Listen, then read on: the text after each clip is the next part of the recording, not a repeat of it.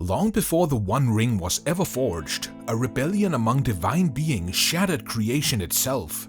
Welcome to the Lord of the Rings, Mythologies Explained, where Tolkien's legends meet the roots of ancient myth. In the beginning, there was only Eru Ilúvatar, the One, timeless and infinite. And from his thought came the Ainur, the holy beings of immense power, each a note in a cosmic symphony. They practically sang the world into existence. We're talking mountains, rivers, stars, and the very air itself. Among them were the Valar, the guardians of the world, each overseeing a dedicated domain.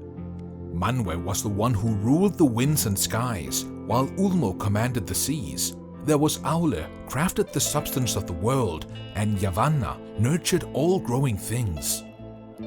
Lesser spirits like the Maya served these greater Valar, guiding creation and influencing all mortal affairs.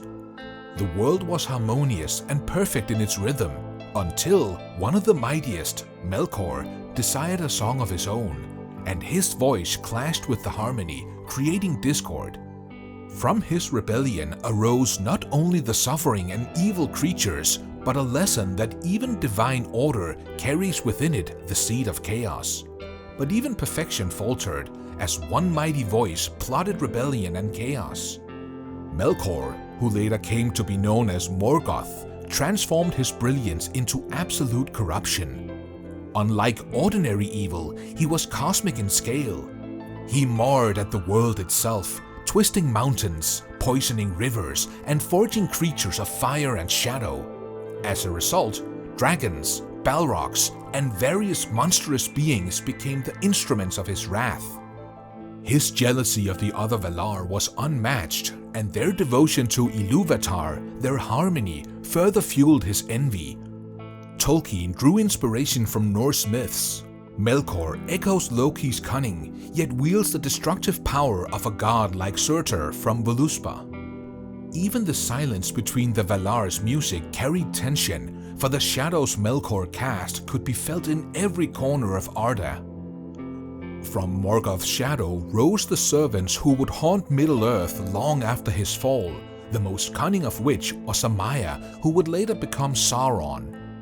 And in every corrupt creature, Tolkien embedded traces of mythological archetypes like chaos, rebellion, and wrath made flesh. From Morgoth's shadow emerged a servant whose cunning would haunt Middle-earth. Sauron was born a Maya of Aule, a spirit of craft and knowledge. He learned the secrets of shaping matter, understanding wills, and bending power to serve his intent. But it was ambition that led him astray. Drawn to Morgoth's vision, he became the master of deception and domination, the shadow behind the shadow. Sauron forged the rings of power, embedding influence over elves, men, and dwarves alike.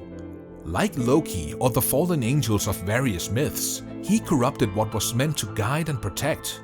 Even after Morgoth's defeat, Sauron endured. Patient, methodical, ever planning, he built his dark empire from whispers, alliances, and the manipulation of ambition in mortal hearts. His persistence transformed Middle-earth itself, setting the stage for the struggles that would define the Third Age. His presence demonstrates Tolkien's insight into myth. Evil is never vanquished entirely. It lingers, waits, and shapes history from the shadows. Even fallen spirits reflect echoes of gods, and myths are never lost. The Valar, though fictional, are mirror reflections of the gods of ancient myth.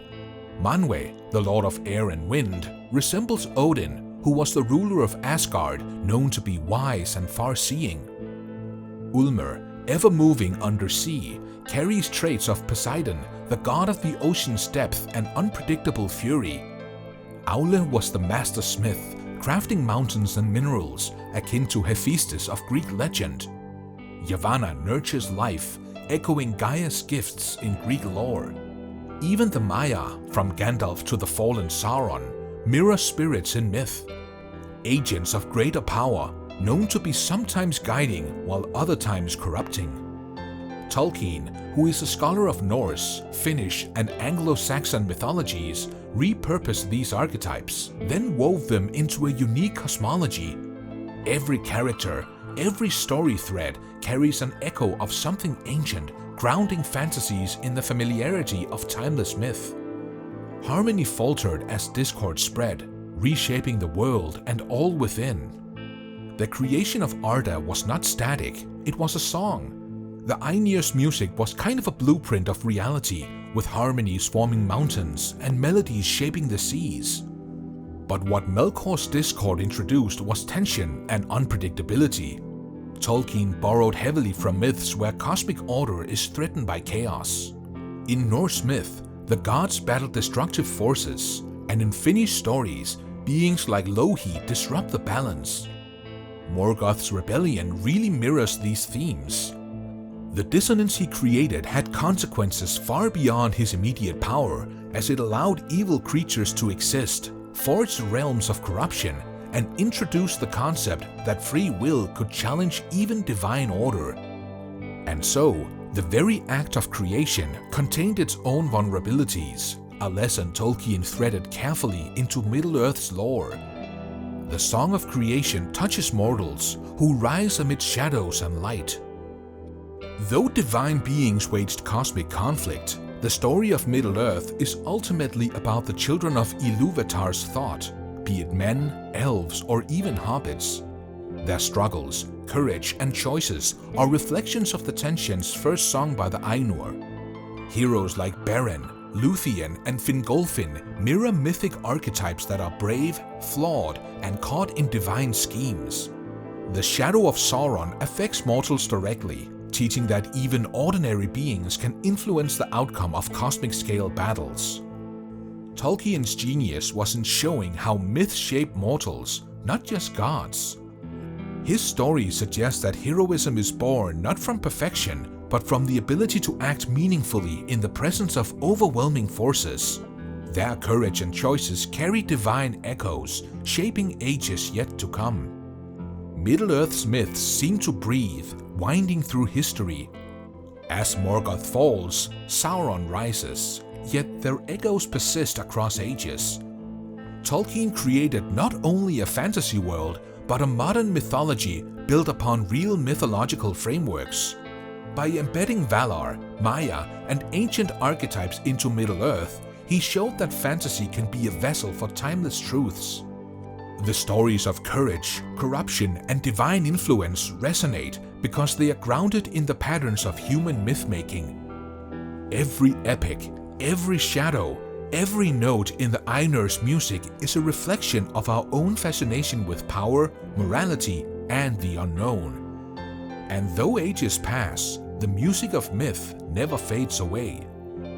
That's because myths don't really die, but they do evolve. Tolkien told much more than just a story.